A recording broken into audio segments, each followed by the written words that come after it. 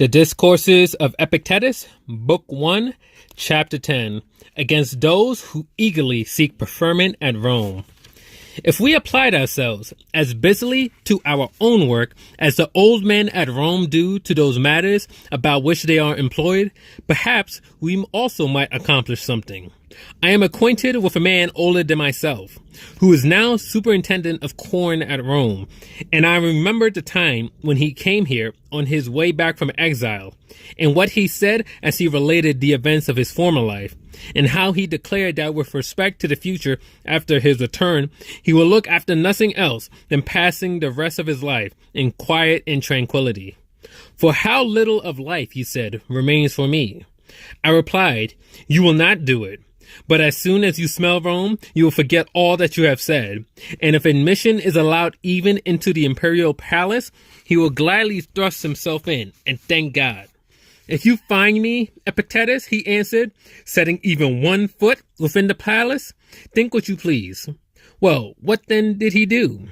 Before he entered the city, he was met by letters from Caesar, and as soon as he received them, he forgot all, and ever has added one piece of business to another.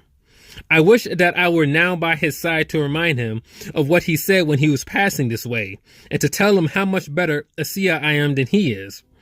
Well then, do I say that man is an animal made for doing nothing? Certainly not. But why are we not active? We are active. For example, as to myself, as soon as day comes, in a few words, I remind myself of what I must read over to my pupils. Then forthwith I say to myself, but what is it to me how a certain person shall read? The first thing for me is to sleep. And indeed, what resemblance is there between what other persons do and what we do? If you observe what they do, you will understand.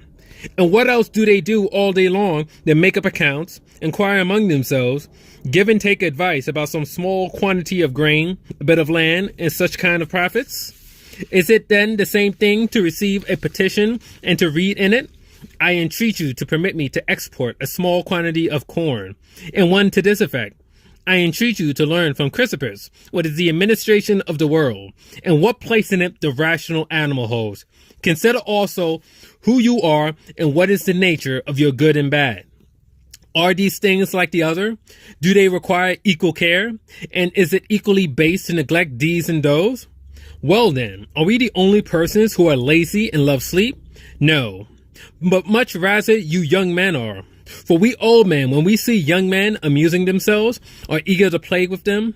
And if I saw you active and zealous, much more should I be eager myself to join you in your serious pursuits.